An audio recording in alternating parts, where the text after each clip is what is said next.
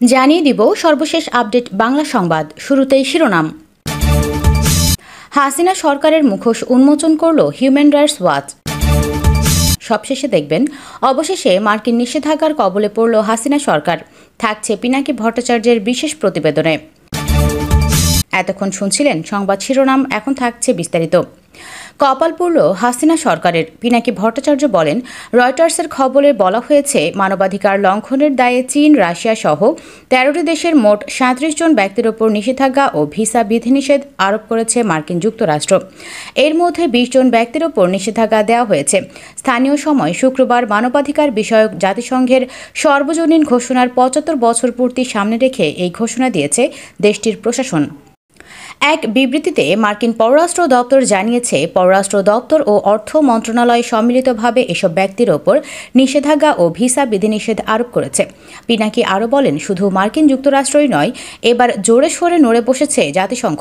মানবাধিকার পরিস্থিতির উন্নতি ব্যাহত করায় এবার হাসিনা সরকারকে কঠোর হুঁশিয়ারি দিয়েছে জাতিসংঘ। পিনাকি ভট্টাচার্য বলেন, কাডাল রানির সময় শেষ, ক্ষমতা এবার তাকে ছাড়তেই হবে। পশ্চিমাদের চাপে ও পণ্য বয়কটের মুখে এবার হাসিনার পাশ থেকে নিজেদের গুটিয়ে নিচ্ছে মোদি সরকার। সামাজিক যোগাযোগ মাধ্যমে ভারতীয় পণ্য বর্জনের যে ঢেউ দৃশ্যমান, তাতে মনে হয় দেশের বিশাল জনগোষ্ঠী ভারতীয় পণ্য বর্জনের পক্ষে দৃঢ় অবস্থান গ্রহণ করেছে এবং দেশপ্রেমিক জনগণ ভারতীয় পণ্য বর্জনের এই আন্দোলনে সংহতি প্রকাশ করছে।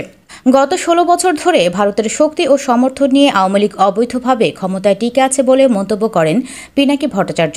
তিনি বলেন, জনগণের সমর্থনে নয়, ভারতের শক্তি ও সমর্থন নিয়ে আওয়ামী লীগ অবৈধভাবে ক্ষমতার সিংহাসনে টিকে আছে। আর এই টিকে থাকার জন্য যত দমনপীড়ন, গুম, খুন, হত্যা, অন্যায়, অবিচার সবকিছু সরাসরি ভারতের মদদে করছে। কয়েকদিন ধরে আওয়ামী লীগের সাধারণ সম্পাদক ওবায়দুল কাদের এবং পররাষ্ট্রমন্ত্রী হাসান মাহমুদ ভারতের প্রত্যক্ষ সহযোগিতা এবং মদদের স্বীকারোক্তি প্রদান করে জোর গলায় বক্তৃতা দিচ্ছেন। কথায় কথায় প্রায় সব মন্ত্রী ভারত বন্দনায় মত্ত হচ্ছেন।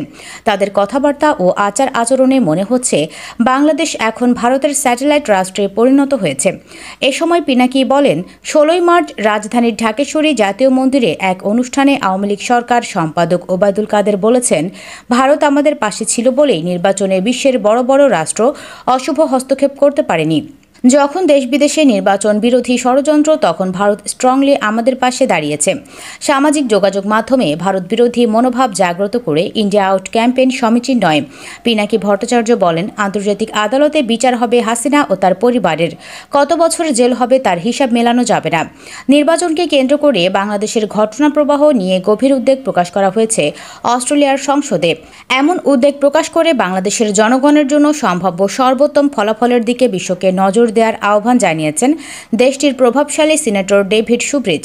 অস্ট্রেলিয়ার পার্লামেন্টের উচ্চকক্ষ সিনেটে এক বক্তৃতায় তিনি এমন আহ্বান জানানোর কারণ ব্যাখ্যা করে বলেন, ব্যাপক রাজনৈতিক অস্থিরতা এবং রাজনৈতিক দমনপীড়নের মধ্যেই বাংলাদেশে নীল নকশার নির্বাচন অনুষ্ঠিত হয়েছে।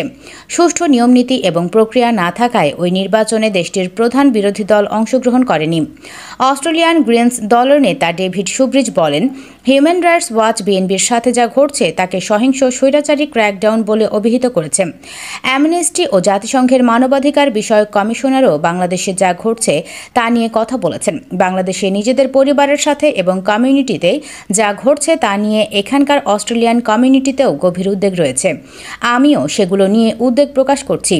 এখনও সময় আছে, বাংলাদেশের জনগণের দিকে নজর দিতে হবে বিশ্বকে। বাংলাদেশের নাগরিক সমাজের কথা বলার স্থান বন্ধ হয়ে গেছে।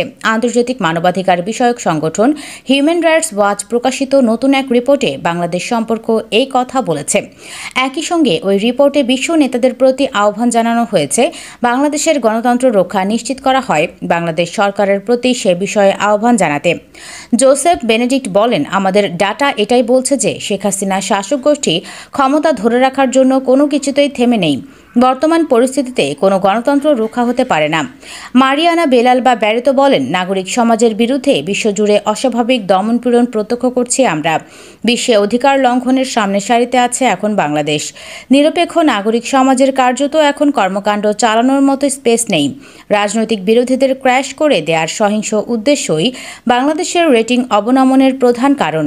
প্রতিবাদ সমাবেশ ও সড়কে অবরোধ নিষিদ্ধ করেছে পুলিশ। তারপরও কেউ যদি বেরিয়ে আসেন প্রতিবাদ করতে বৈষম্যমূলকভাবে তাদের উপর রাবার বুলেট, কাঁদানে গ্যাস ও জল কামান ছোড়া হয়। বিরোধী দলীয় সমর্থকদের ওপর লাঠিচার্জ করে পুলিশ। অন্যদিকে ক্ষমতাসীন দলের সমর্থকদের হাতে থাকে হাতুড়ি, লাঠিসহ অন্যান্য জিনিস।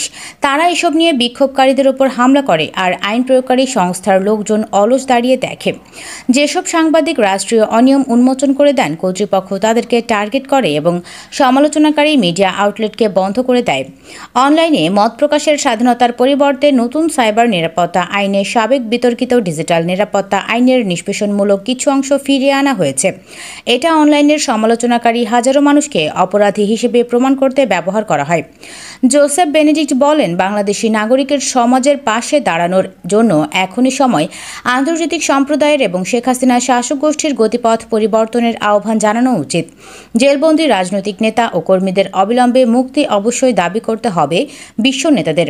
বাংলাদেশের রাজনীতির মাঠে কয়েক বছরের বিচ্ছেদের পর নিজেদের পুরনো মিত্র জামায়াতে ইসলামীকে আবারও কাছে আনার একটি উদ্যোগ নিয়েছে বিএনপি।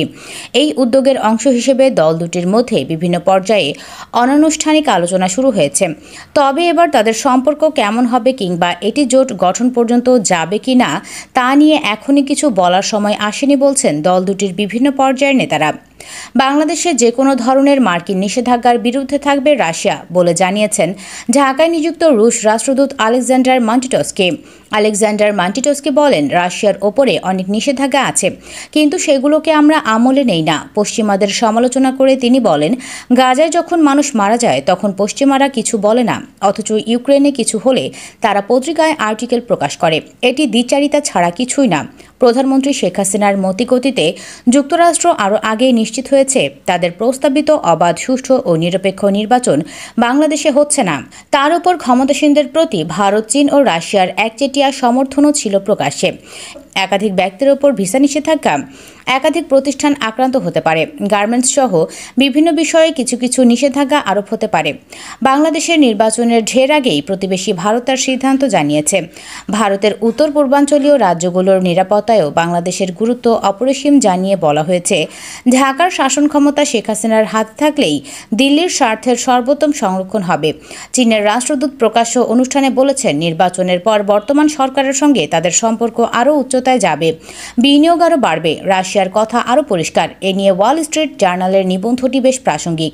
গণতন্ত্রের প্রচারে বাইডেনের সীমাবদ্ধতা দেখিয়ে দিল বাংলাদেশ মন্তব্য করে এতে বলা হয়েছে, শেখ হাসিনার এই বিজয় মার্কিন প্রেসিডেন্ট জো বাইডেনের জন্য একটি পরাজয় হিসেবে চিহ্নিত হবে।